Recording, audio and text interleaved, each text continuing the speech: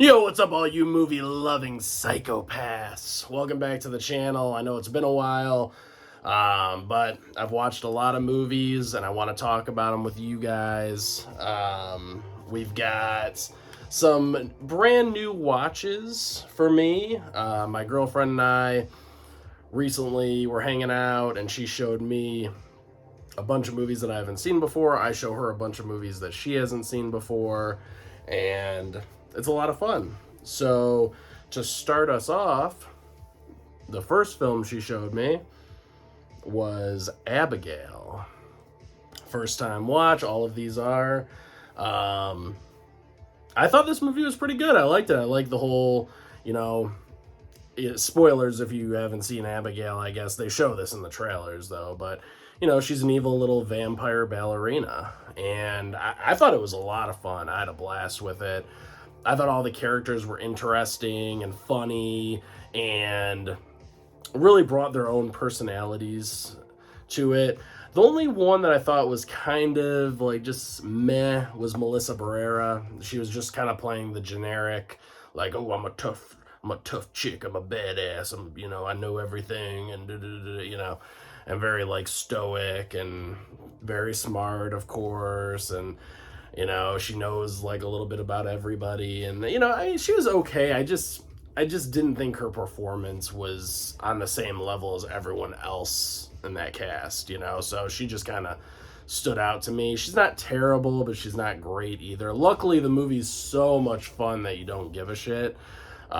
Just watching this little vampire girl tearing these guys apart one by one, very bloody and over the top. Plus, there were some twists and turns in there that I didn't see coming, where some new characters get introduced, and there are certain powers that she uses that I didn't see coming as well. This movie's been out for a while, so I'm sure people have seen it, but like how she can kind of mind control certain people that she bites and everything. I thought all of that was very cool. Like I said, it could have just been like a basic vampire story, but I thought it took it up a notch and threw in some curveballs, and I like that. So that's the first thing we watched. I really enjoyed it. My only negative is Melissa Barrera, who is the lead character, so it is kind of a problem. But next up, we watched Dead Calm. Dead Calm, now I had never even heard about this movie, so this was a really welcome surprise. And listen to this cast. You got Nicole Kidman, Sam Neill, Billy Zane, and that's the cast, literally. So it's about a couple who are recovering from a tragedy, who decide to go out on the ocean. They take their boat out on the ocean. They're just trying to relax, forget about life for a while, and then here comes Billy Zane to fuck up their day. And I love it because I don't know, I feel like Billy Zane's kind of good at just playing. I mean, this is kind of like mild spoilers, but in order to talk about the plot, I have to bring this up, and I want to sell you on the movie. I want you to go see it. But yeah, Billy Zane has, he's stranded on another boat, and he just hops his way on this little, lifeboat thing, and he like paddles his way over to Nicole Kidman, Sam Neill, or whatever, and he doesn't even ask to come aboard. He literally just like comes aboard. So already you're like, all right, this guy's kind of weird, right? Like there's some weird shit going on. So from there, he hops on. Sam Neill starts getting suspicious instantly, and he decides, like, you know what? Because Billy Zane tells Sam Neill and Nicole Kidman like this whole story about what happened to the rest of the crew on his main boat, and how he had to like, he was barely surviving. The boat that Billy Zane was on, it's sinking now, and don't even go over there. So of course Sam Neill is instantly very suspicious, because he's a military man. He's been out on the water his entire life. He knows all about boats and stuff, and something just wasn't sitting right with his character. So Sam Neill hops on the boat, goes over to, hops on the little boat, goes over to Billy Zane's big boat to check out, like, okay, what's the situation really? Is it sinking? Is there like a bunch of crazy stuff that he's going to find over there? What's going on? And then that's where I'll leave you on it. So I wanted to build up the story, the suspense, but I think it's definitely worth checking out. It's a great thriller. I had a blast with it. Once again, it kind of throws in some curveballs, some things you don't see coming, and Billy Zane just nails this character. He really does. But I don't want to give away too much, but definitely check out Dead Calm. And it's only an hour and 36 minutes, so it's a really quick watch, too. They really don't waste any time in this movie. It kind of just gets right into it. All right, next up, of course, my girl Allie has to throw in a musical on me. She usually tries to show me one musical per visit. This time she showed me Wonka. I really love the Tim Burton Charlie and the Chocolate Factory movie. That's the first one that I'd ever seen. Then Allie showed me, she showed me Willy Wonka, the original, and I really enjoyed it. I still prefer Tim Burton's Charlie and the Chocolate Factory, though. I really do. And I thought Wonka was good, but I do think that Timothée Chalamet was, even though he kind of looks like a young Gene Wilder, I feel like he is out of place in a way, or like he just doesn't feel quite enough like the character to me in his performance. But, I'm not like a huge lifelong fan of the original Willy Wonka and the Chocolate Factory, so maybe other people, like my girlfriend and others that grew up watching the original Willy Wonka, maybe they know better than me. To me, he just didn't feel like that Gene Wilder character from what I remember. Because I watched the movie like a year ago, the original. But besides that, I thought everything else, the cinematography was beautiful, all the dance numbers, the singing numbers, all that stuff was great. It was a fun story. Maybe a bit long at like almost 2 hours. It's a little long. They do introduce some things with like the church and these monks and all this stuff that I feel like it's a little bit too much. I don't think the story needed all of that. You already had 3 really great villains. I loved the 3 main villains. I thought they were funny and quite sinister the entire time. I don't know why we had to introduce all this other stuff at the end. But I still had a lot of fun with it. I really did. And what's his name? Oh, where is he? And the guy that plays Hugh Grant.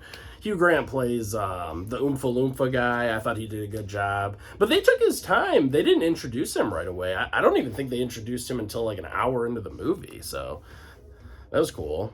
Because there were so many other characters to build up. But overall, Keegan-Michael Key I thought was hilarious in this film as well. He's another standout performance. All the villains were great. They were my favorite part about Wonka. But yeah, it's a very colorful film, very vibrant, and check it out. I thought Wonka was decent. I did. All right, next up. This was my favorite film of the bunch. This one really blew me away. And that is Fresh.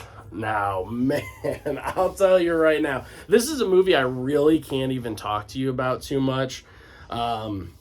It's just, it's got Daisy Edgar Jones, Sebastian Stan, and Daisy Edgar Jones has been going on these like terrible dates with these really loser guys and all this stuff, and she just wants to find the right dude, but she's just having no luck. So eventually she just, by happenstance, runs into this guy played by Sebastian Stan. His name's Steve.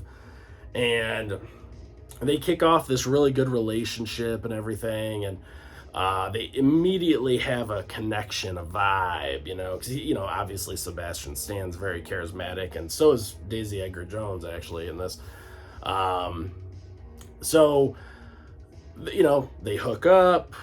And he wants to take her to, his like this kind of cabin out in the middle of nowhere, this house or whatever it was, like out in the middle of nowhere. And this, man, I'll tell you, this place is beautiful too. I love it. Wherever they shot this looked incredible. That the house itself, oh my god, very, I don't know, it just looked awesome. But from there, things get really crazy and weird and different. I really don't want to spoil too much about the film because I think it's such an interesting movie, especially if you go into it blind, knowing as little as possible. Fresh is on Hulu. I really hope you guys check it out. Let me show you. Yeah, it's a Hulu original. Right there. Fresh. I really hope you guys check that one out, because to me that was the biggest surprise, but I really don't want to give anything away on the film because it's better to go in blind for that one, especially. So, what else do we got? Okay, we got Gross Point Blank. This movie starring John Cusack, Minnie Driver, Dan Aykroyd, Joan Cusack. So you got John Cusack and Joan Cusack, brother and sister. And this one is about an assassin played by John Cusack, and he gets this call to, that he finds out that his high school is having a reunion, and he decides to go back to his hometown to go to this reunion, and he keeps running into all these like characters, like Jeremy Piven is one of them, who's hilarious, and just a lot of names that you've seen before. Minnie Driver's another one, who's like an ex-girlfriend of his, and it's just this really kind of, it's like a dark comedy mixed with, you do get some good action in there as well, and lots of surprises, lots of random things just keep happening to John Cusack. You got like the FBI chasing him. You've got assassins coming at him. Then you got the whole high school reunion thing too. So it's just all, like, there's a lot going on. It's a lot of fun, but not a lot going on in a bad way. It's just, it constantly keeps you entertained and you're wondering what's going to happen next. But I had a blast with Grosse Pointe Blank. Definitely another highlight of the trip, because I had heard about the film. It also takes place in Michigan, Grosse Pointe, Michigan. But I had heard about it, but I didn't know anything about the film at all. So it was fun. It was Dan Aykroyd plays like John Cusack's competition. He's another hitman, and he's just so over the top, and he's always like dual wielding pistols, and he wants John Cusack to join his union, like his assassins union or whatever. Like, yeah, come on over, man. We can all be friends and stuff. And John Cusack's just not having it. He's like, no, man. He just likes being a lone gunman. I mean, but I'll tell you this: the highlight of Grosse Pointe Blank is the soundtrack. The soundtrack is out of this world. I'm not even kidding when I tell you, you probably couldn't put every single track on a CD. That's how many bangers are on the soundtrack. Like, you couldn't even fit them onto one CD. You'd have to use like 2 CDs to get them all on there. Because once they actually go to the reunion, it's just like banger, banger, banger. They just keep playing all these amazing songs. And I'm like, holy shit, man. How did they get the licensing rights to all these? But definitely, I highly recommend that one. Like I said, it's a dark comedy, which I love those. So, all right, moving right along. And then we have, this was a good movie as well. We've got Cold in July. Now this one I thought this is like a crime drama, a slower burn, but you're never, you're never uninterested in what's going on. You're always fully invested in these characters and what's happening. And this is a story all about how I find let's go into the Fresh Prince. Now this is a story about a guy who so Michael C. Hall is a family man. He's a dad. He's got his wife. He's got a son. A guy breaks into his house at the beginning of the movie. Mild spoilers for you guys, but this is the setup for it. Guy breaks into his house. Michael C. Hall kills the intruder.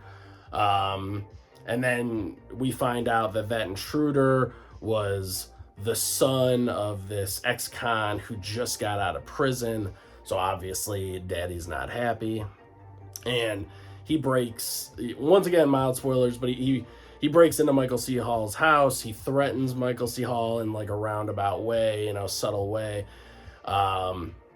And yeah, like he starts off with like kind of like mild threats, like, so Michael C. Hall goes to the police immediately, but they're like, well, did he actually say anything to threaten you? And technically he didn't. He just kind of, roundabout threatened his family in a way. But then the dad breaks into Michael C. Hall's house and, he like rips out this teddy bear's eyeball that, it's like a teddy bear that his son keeps on his bed, and he ripped out the eyeball and, is, clearly left a threat. And, so then at this point, like, it just shows that, okay, this guy can get into his house and all this. And, Michael C. Hall, like, gets all these bars for his windows. Now he's starting to be paranoid. And, Sam Shepard plays the dad that, his son got killed. And he was great. He really was. He was very menacing and opposing for like an older man, without saying anything, like he had a man of very few words, but he was still very opposing. So yeah, the story goes on from there where the cops are trying to catch him, and past that point, I don't really want to give away too much, because I feel like then I got to start getting into spoilers. But other things unravel. Once again, another movie with a lot of twists. A lot of things happen. You think it's going in one direction, but then it kind of swerves on you. You also have Don Johnson in this movie, who's fantastic. He doesn't get introduced until like more the middle section of the movie, but he makes one hell of an entrance. And yeah, it's really good. It's a slow burn, but it's a very dark mystery crime drama worth checking out for sure. So here, I'll show you guys that one really quick too, in case you've never. Yeah, you got, like I said, Michael C. Hall, Sam Shepard, and Don Johnson, and that is Cold in July right there. Really good. Very, very good. So check that one out when you get a chance. Okay, and then after that, we have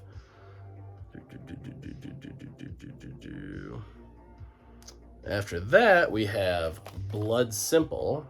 Now, this is a movie I blind bought. That's why I still have it, because everybody was telling me how good it is, and you got to check it out. And they were right. It was excellent.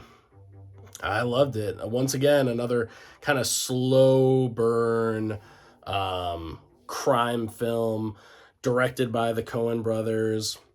You've got starring John Getz, Frances McDormand, Dan Hedaya, and Emmett Walsh. All phenomenal in this. I really preferred Emmett Walsh's performance. I thought he was great. I thought John Getz was good, but I thought he was kind of the weakest link out of all these guys.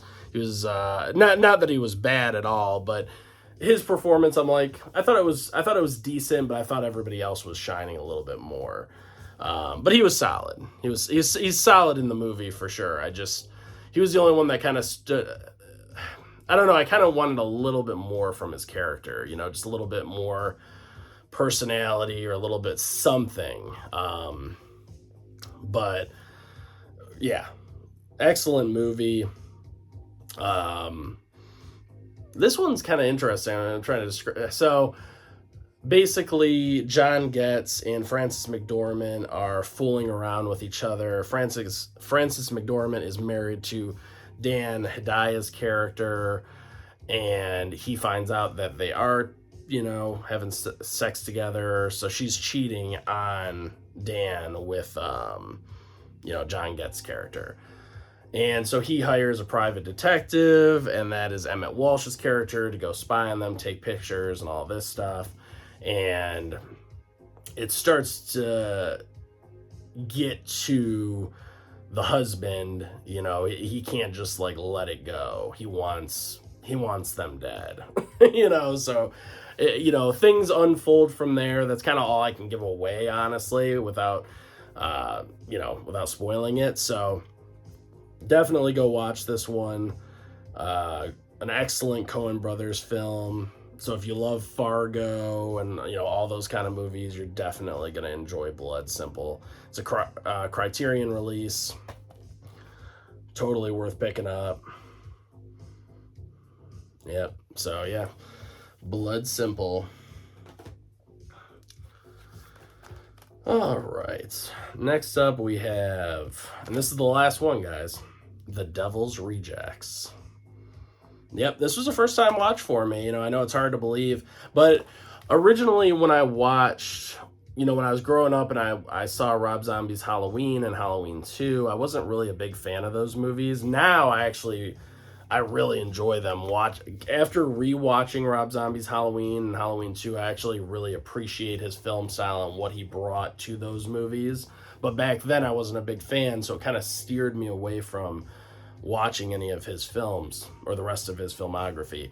Now I have seen House of a Thousand Corpses, of course. That one's great. And now I can check this one off the list. And this one was just batshit crazy. I mean, of course, it's a dark, gritty, nasty movie. All three of the lead villains there, just gross people. And there's really no good guys in this movie that are the leads. Like, all of the leads are villains. Even the sheriff guy is a villain. And these guys are obviously just evil. They're called the Devil's Rejects. So you get plenty of blood and gore and weird sexual stuff, and Sherry Moon showing that ass over and over again. But yeah, it's great. I mean, look at just this scene alone is like something right out of Leatherface. But the violence and the brutality is all there. The characters, although they're heinous and evil, are very entertaining, of course, because it's Rob Zombie, so he's gonna make them fun. That's kind of the weird thing, is like you're watching this movie and you're following the villains, which I always appreciate for something different, because most of the time you're following the hero. It's a hero's journey. So I always like movies such as American Psycho or Nightcrawler, where you actually follow around the villain instead of the hero. And yeah, I thought this film was a blast. I really did. Let's see. So yeah, you've got Sid Haig, Sherry Moon Zombie, of course. Bill Moseley. Bill Moseley as Otis was definitely the standout, just because I feel like he gets so much to do, and a lot of it's very inappropriate and dark. And I'm here for it, man. Like I said, you don't get that a lot of times in films anymore at all. So really enjoyed it. William Forsythe as the sheriff. Jesus, man. He kind of starts out one way, and you're like, okay, seems like a pretty good dude. A little bit of a religious nut, maybe, but he's all right. And then he just he goes like spiraling down to their level, basically. And that's what I love about the film, is because there's, like I said, there are no heroes here. You just have like evil and more evil. So, there are innocent people that get killed, but you're not following them. They're just there as like cannon fodder, basically, to get brutally murdered. But yeah, very playfully dark film, I would say. Especially Sid Haig's character as the clown, Captain Spaulding. And Sherry Moon is just so, she's very charismatic, fun, playful as this psychopath. Yeah, so I don't know. The whole cast was great. I loved it. And I loved the way that it ended as well. It was the perfect ending. So, The Devil's Rejects. And that will do it, guys. Maybe if you guys enjoy this video, hear me ramble on about all these movies and stuff, maybe I'll do a part 2 where I talk about the films that I showed her. You guys let me know in the comments down below. But this is a lot. This was a lot to get through, so we watched a ton of movies. But yeah, let me know if you've seen any of these films, if you like any of them. Will you check any of them out? Do they sound interesting at all to you guys? Thank you so much for watching. Allie, thank you for showing me all of these incredible films. And I truly did. I had a blast with every single one of them. So I love you, babe. Thank you so much. I always appreciate her, you know, especially showing me movies that I might not check out myself, like some musicals here and there and stuff like that. And just some low-key hidden gems like Cold in July. I probably would have never even known about that film. You know, so there's a lot of movies like that I would have never even checked out. Gross Point Blank being another one, and that's a fucking Michigan movie, and I live in Michigan. You know, Blood Simple, stuff like that. I probably would have never even checked those out if it wasn't for my girlfriend Allie. So thank you very much, and yeah, thank you all for watching.